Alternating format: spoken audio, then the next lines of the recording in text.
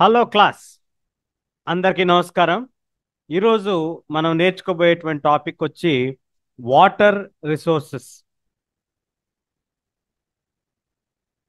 Grade 10కి సంబంధించినటువంటి water resources అనేటువంటి చాప్టర్ని చూద్దాం. గ్రేడ్ 10కి సంబంధించినటువంటి ఈ చాప్టర్లో మనం మెయిన్గా కవర్ చేయబోయేటువంటివి first thing water scarcity and the need for water conservation.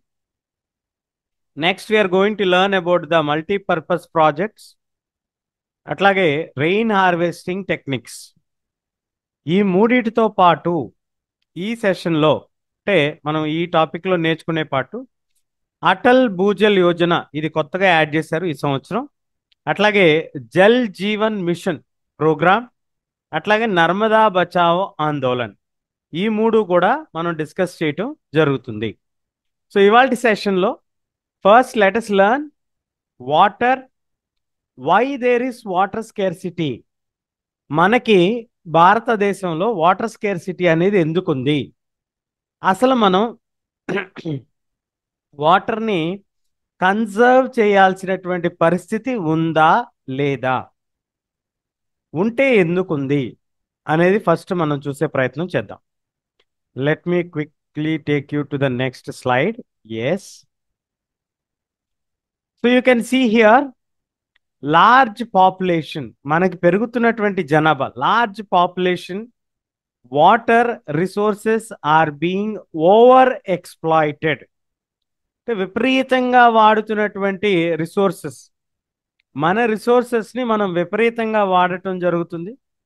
ముఖ్యంగా వాటర్ యాజ్ ఎ రిసోర్స్ మనం తీసుకున్నప్పుడు విపరీతంగా మనం వాడేస్తున్నాం వాటర్. అలా వాడేస్తున్నటువంటి క్రమంలో వాటర్ రిసోర్సెస్కి డిమాండ్ బాగా పెరుగుతుంది. So there is a growing demand for water resources.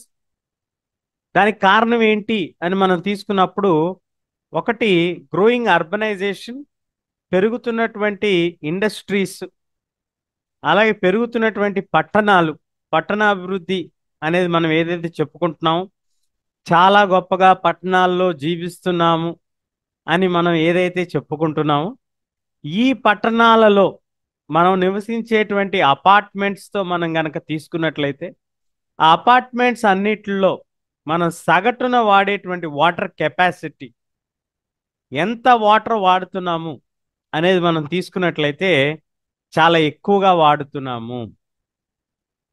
It is creating a greater demand. అలాగే మనకి ఇండస్ట్రియలైజేషన్ మరొక రీజన్గా మనం చెప్పుకోవచ్చు. మనకి ఇండస్ట్రీస్లో మనం గనక తీసుకున్నట్లయితే, మన ఇండస్ట్రీస్ మనం ఏవైతే మనకి ఒకటి తర్వాత ఒకటి ఇండస్ట్రీస్ పెట్టుకుంటూ వెళ్తున్నామో లేదా పెంచుకుంటూ వెళ్తున్నామో, మనకు అవసరం, ఉద్యోగాలు అవసరం కాబట్టి, ఇవి అవసరం కాబట్టి అని మనం ఇండస్ట్రీస్ని తీసుకెళ్లేటువంటి క్రమంలో మరి మనం కనుక తీసుకున్నట్లయితే, మనకి ఇండస్ట్రీ అనేది ఏదైనా మనం ఒక ఇండస్ట్రీని తీసుకుంటే ఆ ఇండస్ట్రీకి యూజ్ అయ్యేటువంటి రా మెటీరియల్స్ కాడి నుంచి ఆ ఇండస్ట్రీ వరకు మనం వాడుకునేటువంటి వాటర్ అంతా కూడా ఏదో ఒక మెటీరియల్ని ప్యూరిఫై చేయటానికి, ఏదో ఒక మెటీరియల్ని వాష్ చేయటానికి, దాన్ని కెమికల్తో మిక్స్ చేయటానికి, ఇలాగా డిఫరెంట్ పర్పసెస్కి మనం వాడేటువంటిది మనకి చాలా ఎక్సెస్ ఆఫ్ వాటర్ యూజ్ అవుతుంది అనేది మనం గమనించాలి. Third important aspect, the unequal access to water. మనం వాడుతున్నటువంటి వాటరు అందరికీ సమానంగా అందుబాటులో ఉందా? కొన్ని వర్గాల వారికి, కొన్ని groups of people in the society have a very high access to water, while at the same time the lower group, కొంతమందికి చాలా తక్కువగా అందుబాటులో ఉంటుంది. మరి డిఫరెంట్ సోషల్ గ్రూప్స్కి డిఫరెంట్గా అందుబాటులో ఉంటుంది కదా వాటర్. సో ఇట్లా మనకి ఫస్ట్ థింగ్ వచ్చి గ్రోయింగ్ పాపులేషన్ ఒకటి మనం డిమాండ్ అనుకుంటే, రెండవది ఎక్స్పాండ్ అయినటువంటి ఇరిగేటెడ్ ఏరియాస్, మనకి పెరిగినటువంటి ఈ యొక్క అగ్రికల్చరల్ ల్యాండ్స్, వ్యవసాయం కోసం మనం పెంచుకున్నటువంటి ల్యాండ్స్ అన్నీ కూడా మనం తీసుకుంటే ఆ వ్యవసాయానికి వాడేటువంటి నీళ్లు, వ్యవసాయానికి ఉపయోగించేటువంటి నీరు, తర్వాత పెరుగుతున్నటువంటి పట్టణాలు, దాంతోపాటు పెరుగుతున్నటువంటి ఇండస్ట్రీస్, ఇవన్నీ కూడా కారణం. వీటితో పాటుగా మనకి లేనటువంటి equal access, there is no equal access of water among different social groups. Different social గ్రూప్స్కి ఈక్వల్గా వాటర్ అనేది యాక్సెస్ లేదు. అలాగే excessive use of water by industries వాడేస్తున్నటువంటి ఎక్కువ శాతం వాటర్ వాడేస్తున్నాయి. అలాగే over exploitation of water in urban areas, మనకి టౌన్స్లో విపరీతంగా వాడుతున్నటువంటి వాటర్, ఇవన్నీ కూడా మనకి ఒక టైప్ ఆఫ్ రీజన్స్గా మనం లిస్ట్ అవుట్ చేసుకుంటే, ఇవేనా రీజన్స్, ఇవేనా మనకి ప్రధానమైన కారణాలు? Yes, definitely over population, expanded irrigation facilities, growing urbanization and industrialization will come under the top priority list, no doubt. వీటితో పాటు there are also some other things. What are there? What are they? అంటే the domestic waste. What is happening with the domestic waste? మనకు ఉన్నటువంటి domestic waste water అనేది ఏమవుతుంది? మనం ఇంట్లో వాడేటువంటి వాటర్, వేస్ట్ వాటర్ ఏమవుతుంది? అట్లాగే ఇండస్ట్రియల్ వేస్ట్, ఈ కెమికల్స్ని వాష్ చేస్తున్నటువంటి industrial water, where is it getting disposed? ఎక్కడికి వెళ్ళి కలుస్తుంది? అలాగే కెమికల్ ఎఫ్లూయెంట్స్, కెమికల్స్తో సమ్మేళితమైనటువంటి నీళ్లు, కెమికల్స్ కలిసిపోయినటువంటి నీళ్లు, ఇండస్ట్రీస్లో వాడినటువంటివి కానీ, అగ్రికల్చర్లో వాడినటువంటి పెస్టిసైడ్స్ వలన కానీ, ఫెర్టిలైజర్స్ వలన కానీ వాడినటువంటి వాటర్ ఏమవుతుంది? ఇవి మాత్రమే కాదు, అంటే ఇవి మనం ఇంప్యూర్గా చేస్తున్నాం వాటర్ని. మనం వాడుకునేటువంటి వాటర్ ఇంప్యూర్గా అవటానికి కారణాలేంటి? ఒకటి, వాటర్ కొరతకి గల కారణాలు తెలుసుకుంటే వాటర్కి ఎందుకు డిమాండ్ పెరుగుతుందనేది తెలుసుకున్నాం. రెండవ ఆస్పెక్ట్లో మనం తీసుకున్నట్లయితే రైట్ సైడ్లో మనకి, ఈ సైడ్లో మనకి ఏం చెప్తున్నారంటే domestic waste, industrial waste, chemical effluents mixed water, agricultural waste water, అట్లాగే మెనీ హ్యూమన్ యాక్టివిటీస్, మనం మానవుల చేత చేసేటువంటి యాక్టివిటీస్లో రిలీజియస్ రిచువల్స్, మనకు ముఖ్యంగా పండగలు వచ్చినప్పుడు ఐడల్స్ని తీసుకెళ్ళి ఇమ్మర్షన్ చేయటం, విగ్రహాలను తీసుకెళ్ళి మనం కలుపుతూ ఉంటామా నదుల్లో వాటిల్లో? మరి ఇవన్నీ కూడా వాటర్ పొల్యూట్ అవుతున్నాయి కదా. ఇవన్నీ కూడా కారణాలు మనం తీసుకున్నప్పుడు, do you think there is a need to save water, to conserve water? Is there a need? Yes. These are the reasons for increasing water scarcity in India.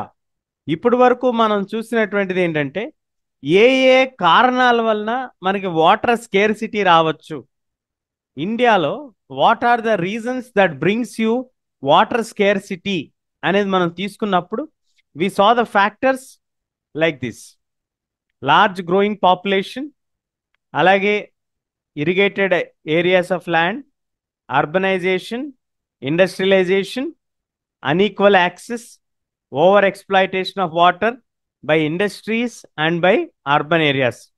ఇవన్నీ కారణాలుగా మనం చెప్పుకున్నాం. అలాగే మనకి డొమెస్టిక్ యూస్, అట్లాగే మనకి వాడుకునేటువంటి కెమికల్ వేస్ట్, ఇండస్ట్రియల్ వేస్ట్, ఇవన్నీ కూడా రీజన్స్గా మనం లిస్ట్ అవుట్ చేసుకున్నాం. So these are the reasons why we have the demand for water. ఇండియాలో చాలా వాటర్ అవైలబుల్గా ఉంది, చాలా రివర్స్ ఉన్నాయి కదా. But what is the reason for fresh water scarcity? ఇవన్నీ కూడా రీజన్స్గా మనం చెప్పుకోవచ్చు. మరి can you list out the major reasons why there is scarcity of water in India? Definitely will look in to that. The reasons for increasing scarcity of water in India.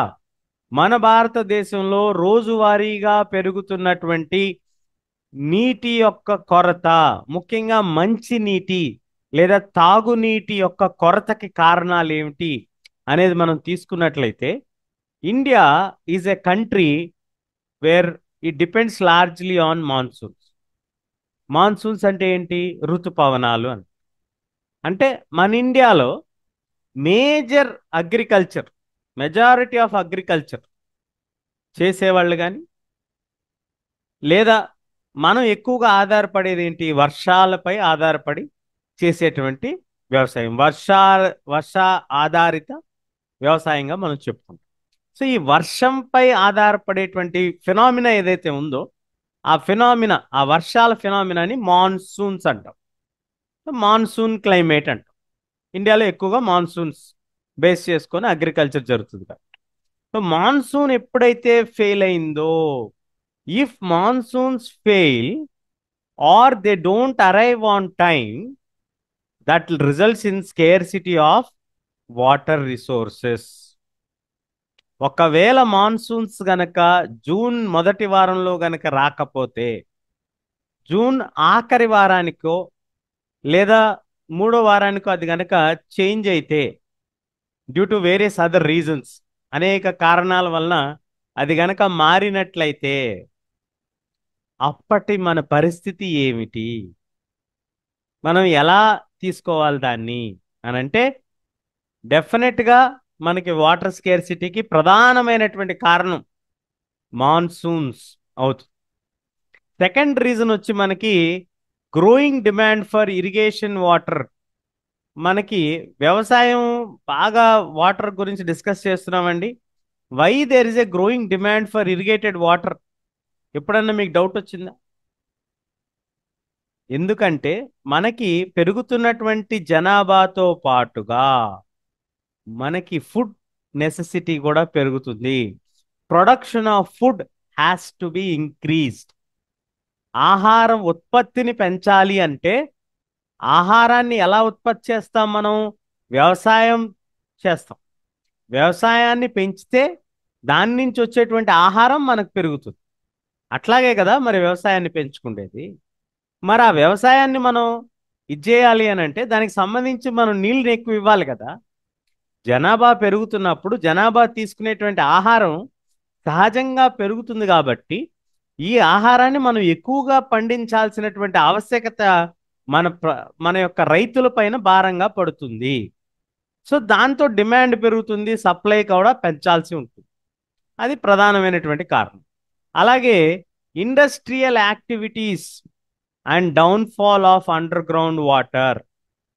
పెరుగుతున్నటువంటి industries కారణంగా కూడా మనకి ఎక్కువగా మంచినీరు వాడుతున్నామని చెప్పుకున్నాం. ఆ వ్యర్థాలని clean చేయటానికి కావచ్చు, లేదా ఇంకేదైనా ప్రాసెస్కి ఏది చెప్పుకున్నా కూడా ఇండస్ట్రీస్లో అయితే వాటర్ ఎక్కువగా వాడుతున్నాం. దాంతోపాటు మనకి ఈ రోజుల్లో మనం చెప్పుకుంటున్నటువంటి అర్బనైజేషన్ కారణంగా మనం కనుక చెప్పుకున్నట్లయితే, ఈ అర్బనైజేషన్ పెరుగుతున్నటువంటి స్పీడ్ ఏదైతే ఉందో దాన్ని పేస్ అంటాం. The pace of urbanisation. ఒక అపార్ట్మెంట్లో మినిమం 30 నుంచి 50 ఫ్యామిలీస్ ఉంటుంది. 30 to 50 ఫ్యామిలీస్ ఆర్ స్టేయింగ్ కదా. ఈ 30 నుంచి 50 మంది ఫ్యామిలీస్ తీసుకునేటువంటి వాటర్ రిసోర్స్, ఆ ఉన్నటువంటి స్క్వేర్ యార్డ్స్, ఒక 300 స్క్వేర్ యార్డ్స్ లేదా 600 స్క్వేర్ యార్డ్స్లోను కట్టేటువంటి ఒక అపార్ట్మెంట్లో లోపల ఉన్నటువంటి కింద భూమి కింద ఉన్నటువంటి వాటర్ నుంచే మనం ఎక్కువగా తీసుకుంటూ ఉంటాం. డెఫినెట్గా అక్కడ మంజీరా వాటర్ ఉండొచ్చు, లేదా గవర్నమెంట్ వాటర్ సప్లై ఉండొచ్చు. అది ఎంతవరకు వాడతాం మనం? ఆ వాటర్ వచ్చినప్పుడే కదా మనం వాడేది. ఆ వాటర్ రానటువంటి సందర్భంలో మనం ఏం వాడతాం? బోర్వెల్నే మనం ఎక్కువగా వాడతాం. Due to increase use of ground water, కంటిన్యూస్గా మనం గ్రౌండ్ వాటర్ని వాడటం వలన అండర్ గ్రౌండ్ వాటర్ లెవెల్స్ అన్నీ కూడా తగ్గిపోతున్నాయి. ఒక ఫ్యామిలీ లేదా 4 ఫ్యామిలీస్ లేదా ఒక 10 ఫ్యామిలీస్ ఉండేటువంటి ఒక ఏరియాలో మనం ఒక 30 నుంచి 50 ఫ్యామిలీస్ ఉండేటువంటి అపార్ట్మెంట్స్ని కన్స్ట్రక్ట్ చేసి ఆ 50 ఫ్యామిలీస్కి డైలీ నీడ్స్కి ఒక 1500 నుంచి 2000 లీటర్స్ ఆఫ్ వాటర్ని డైలీ పుల్ చేస్తూ ఇంటూ 100 ఫ్యామిలీస్ చేసి ఆ వాటర్ని తీసుకెళ్తాం ఎంత ఫాస్ట్గా అయితే మనం హై ఎండ్ మెషిన్స్ను వాడిది డ్రా చేస్తున్నామో, ఆ డ్రాయింగ్ కెపాసిటీ వలన అండర్ గ్రౌండ్ వాటర్ లెవెల్స్ ఏదైతే ఉన్నాయో అవి కిందకి వెళ్ళిపోతున్నాయి. They are getting depleted. పెరుగుతున్నటువంటి జనాభా యొక్క అవసరాలతో పాటు అండర్ గ్రౌండ్ వాటర్ లెవెల్స్ కూడా డిప్లీట్ అయిపోతున్నాయి. ఈ అండర్ గ్రౌండ్ వాటర్ లెవెల్ని మ్యాచ్ చేయటానికి, గ్రోయింగ్ పాపులేషన్తో మ్యాచ్ చేయటానికి there is a great demand of water resources. So these are the reasons why there is increasing water scarcity in India. మన భారతదేశంలో water scarcity ఉండటానికి, భారతదేశం చాలా పెద్ద దేశం కదండి. మనకి హిమాలయ రివర్స్ ఉన్నాయి, పెనిన్సులర్ రివర్స్ ఉన్నాయి, ఫ్రెష్ వాటర్ లేక్స్ ఉన్నాయి, కృష్ణ, గోదావరి ఎప్పుడు చూసినా వాటర్ ఉంటాయి. అన్నీ కరెక్టే. డ్రింకింగ్ వాటర్ అవైలబుల్గా ఉందా? ఎంత పర్సంటేజ్ ఆఫ్ డ్రింకింగ్ వాటర్ అవైలబుల్గా ఉంది మనకి? మనకి ఎంత అవైలబుల్గా ఉంది? ఓవరాల్ ప్లానెట్ మొత్తం కూడా ఫుల్ ఆఫ్ వాటరే. కానీ అందులో కూడా మనకి లెస్ దాన్ 2%ఏ కదా ఫ్రెష్ వాటర్ అవైలబుల్గా ఉంది. ఇంకా ఇండియా ఒక కంట్రీ, అందులో ఆ కంట్రీలో ఓవరాల్ ఏరియాలో మనం తీసుకుంటే 2.4%. అందులో మనకి ఎంత పర్సంటేజ్ ఫ్రెష్ వాటర్ ఉంటుంది? So definitely there are scarcity of water అనేది మనకి క్లియర్గా మనకు అర్థమవుతుంది. So this is the first aspect which we are looking in this session. So next ఆస్పెక్ట్లో మళ్ళీ కలుద్దాం. Stay tune. Will catch you soon in the next section. Bye bye.